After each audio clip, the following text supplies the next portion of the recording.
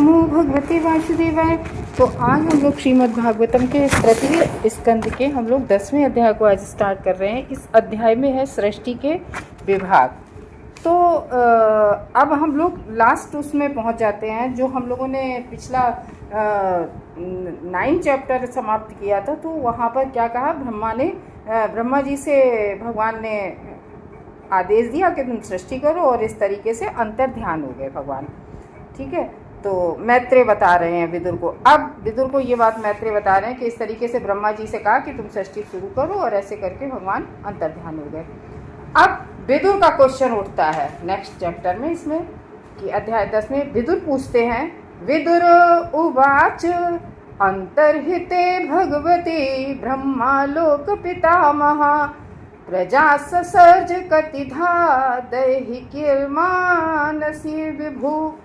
तो विदुर कह रहे हैं कि हे महर्षि, मैत्रेय जी से कह रहे हैं, महर्षि कृपया करके मुझे आगे ये बताइए कि लोकवासियों के पितामह, हम सब लोगों के पितामह कौन है? ब्रह्मा जी, क्योंकि प्रथम जीव है।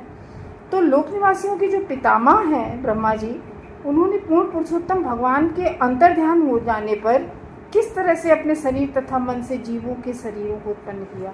तो वो ये क्वेश्चन पूछ रहे हैं विदुर भगवान कि भगवान नारायण जो हैं वो उनसे कह के और अंतर ध्यान हो गए कि करो हैं। एक्चुअली में क्या हुआ, ब्रह्मा जी आए कमल नाभि से।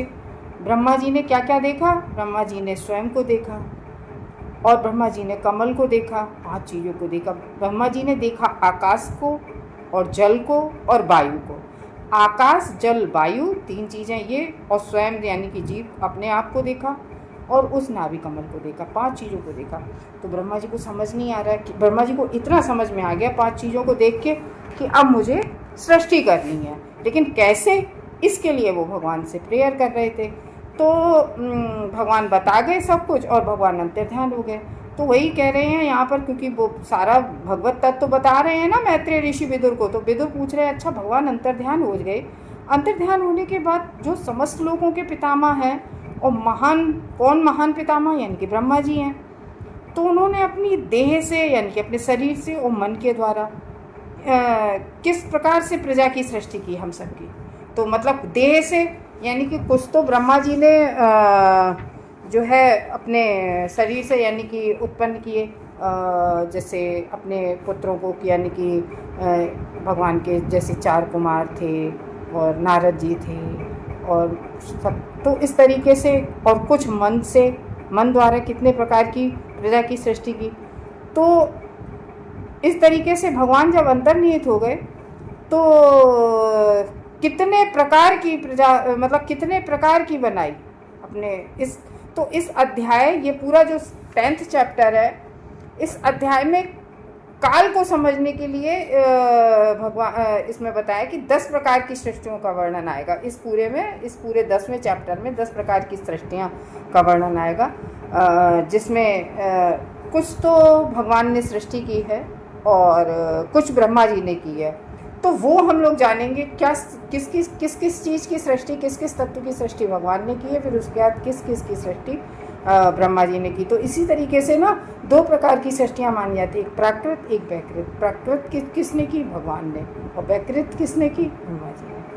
तो नेक्स्ट सेकंड में श्लोका में बता रहे, एच मे भगवन् पृष्ठा सत्तर्यथा बहुवित्तमः तान् वदस्वानुपूर्वेण छिन्धि न सर्व संशयान्। कह रही, हे महान विद्वान, कृपया करके मेरे सारे जो संशय हैं, विदुर जी कह रहे हैं, मेरे जितने भी संशय हैं उन सब संशयों का निवारण करो। मैंने आपसे जो कुछ जिज्ञासा की है उसे आदि से अंत तक मुझे बताएं।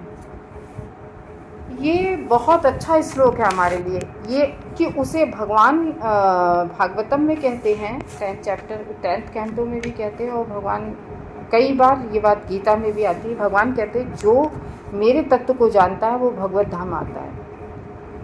तो हम लोगों को भगवान के भगवत तत्व को जानना चाहिए। और यहाँ पर जो है विदुर जो है, क्योंकि मैत्रेय ऋषि को डायरेक्ट भगवान ने दिया था ज्ञान, तो यहाँ पर, और भगवान ने ये कह दिया था मैत्रेय ऋषि से कि देखो तुम जाके ये सब विदुर को ज्ञान देना, उनको तो इस तरीके से उद्धव जी को और मैत्रेय ऋषि को एक साथ, जब भगवान इस धराधाम को छोड़ के जा रहे थे, तब उद्धव जी को मैत्रेय ऋषि को दोनों को एक साथ दिया था। तो उद्धव जी चले गए थे, उद्धव जी से मांगा था कि, तो उद्धव जी ने कहा नहीं, भगवान ने कहा है तो मैत्रेय ऋषि से ज्ञान प्राप्त करो। तो इस तरीके से विदुर को मैत्रेय ऋषि, और वो उन्होंने कह दिया ज़्यादा दूर नहीं है मैत्रेय ऋषि, यहीं हरिद्वार में तो हैं, उनसे लो जाके ज्ञान। तो इस तरीके से विदुर कह रहे हैं कि मुझे शुरू से अंत तक पूरा बताइए। तो विदुर ने मैत्रेय मुनि से सारे प्रासंगिक प्रश्न पूछे।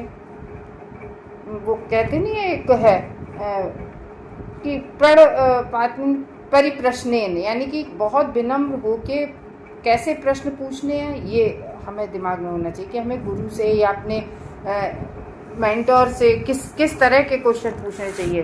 तो वही क्या कह रहे, प्रासंगिक प्रश्न पूछे, इधर उधर की बातें नहीं की, उसी से भगवान संबंधित प्रश्न पूछे।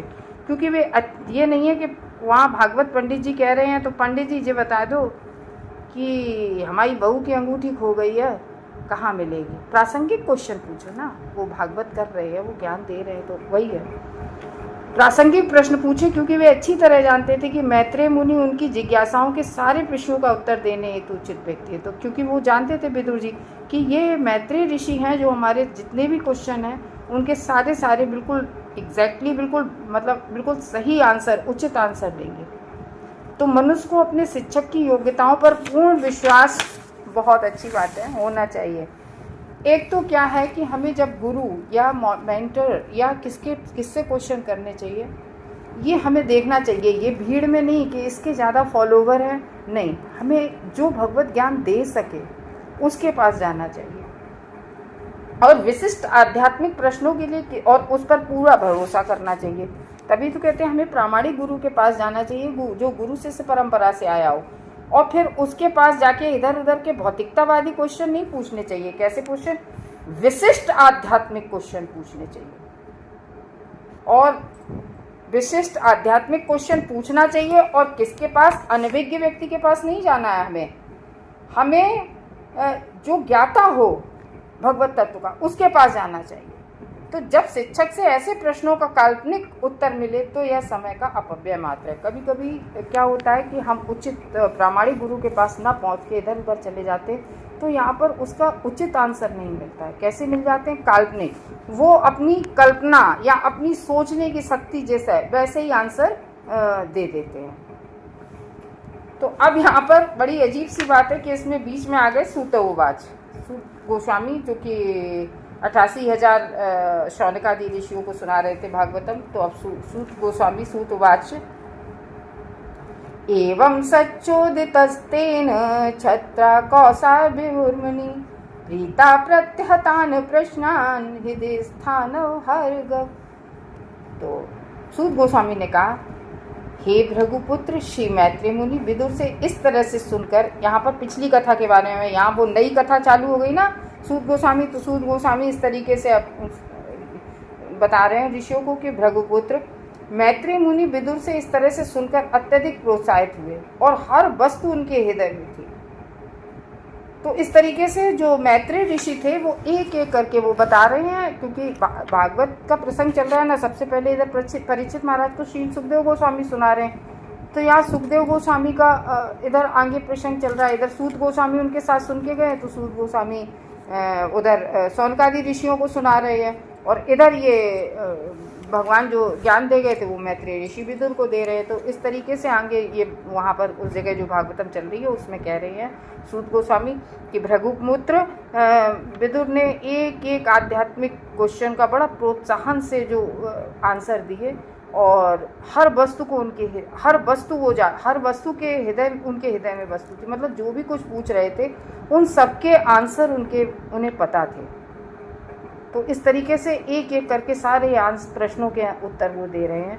तो कहने का ये मतलब है कि वाक्यांश ये सूचित कर रहा है इस श्लोक में कि मानो महाराज परीक्षित तथा शील सुखदेव गोस्वामी के बीच जो वार्ता चल रही थी वो बीच में भंग हुई है, और सूत गोस्वामी महाराज परीक्षित से बोल रहे थे कि शील सूत गोस्वामी तमाम दर्शकों में से एक थे। सूत गोस्वामी, क्योंकि वहाँ जब परीक्षित महाराज सुखदेव गोस्वामी परीक्षित महाराज को भागवत सुना रहे थे, तो वहाँ बहुत से लोग बीच बीच में उठ रहे थे, लेकिन क्योंकि 7 दिन 7 रात चली थी और परीक्षित महाराज और शील सुखदेव गोस्वामी, तो 7 दिन 7 रात बराबर चलती रही भागवत। ना पानी प्यास लगी, ना किसी ने पानी पिया, ना बाथरूम के लिए गए, ना टॉयलेट गए, ना कुछ खाया पिया।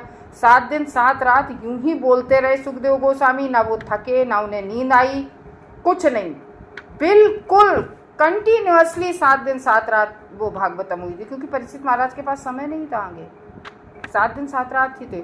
और इधर बीच में और लोग उठे भी जो और सुन रहे थे उनके साथ, लेकिन सूत गोस्वामी दूर बैठे, सारी भागवतम उन्होंने सुनी, वो बिल्कुल नहीं उठे थे। तो सूत गोस्वामी तमाम दर्शकों में से एक ऐसे थे। तो शील सूत गोस्वामी नैमिषारण्य के मुनियों से बात कर रहे थे, जिनमें शील सुखदेव गोस्वामी के वंशज जो सौनक थे वो मुख्य थे। सौनक तभी तो कहा जाता, सूत गोस्वामी से सौनक आदि ऋषियों ने कहा, अरे उधर से ये सब लोग, पता है 88,000 ये सब हवन के लिए इकट्ठे हुए थे, यज्ञ के लिए।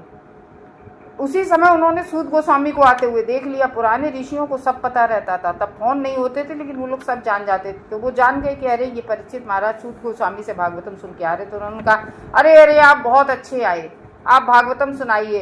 तो वो सारे ऋषि कहते हैं कि हजारों वर्षों से यज्ञ कर करके हमने तो अपने मुंह काले कर डाले आप भागवत हमें सुनाइए। और फिर कहते हैं, अरे हम तो कृतार्थ हो गए भागवत सुन के, भगवान की चर्चा सुन के। तो इस तरीके से इसमें विवेचनगत कथाओं में विशेष अंतर नहीं आता है। तो इस तरीके से इन कथाओं में अंतर नहीं आता है, क्योंकि वहाँ बहुत विद्वान लोग सब थे और एक दूसरे से यथावत यानी कि ना अपने मन से, एक भी प्रामाणिक गुरु की यही विशेषता होती है कि ये लोग कहने नहीं लगते मेरा मत ये है, कि वही बात बिगड़ जाती है। भैया तुम्हारा क्या मत है, तुम हो कौन? तो वही तो कहते कि प्रामाणिक गुरु का है, कभी ये नहीं कि मेरा मत है, मेरा तुम्हारा क्या मत है। जो ज्ञान ब्रह्मा जी ने नारद जी को दिया, नारद जी से फिर और ऋषियों में आया। इस तरीके से व्यासदेव ने अपने पुत्र सुखदेव गोस्वामी को दिया, सुखदेव गोस्वामी ने इस तरीके से वहाँ से सूत गोस्वामी पे आया, शौनक आदि ऋषियों पे आया। इस तरीके से प्रामाणिक गुरुओं से ऐसे ज्ञान सुनना चाहिए। तो ये कह रहे हैं कि हमें इधर उधर नहीं भटकना चाहिए, वहाँ से हमारा ज्ञान जो है वो भटक जाता है। ये है। हरे कृष्णा भक्तों।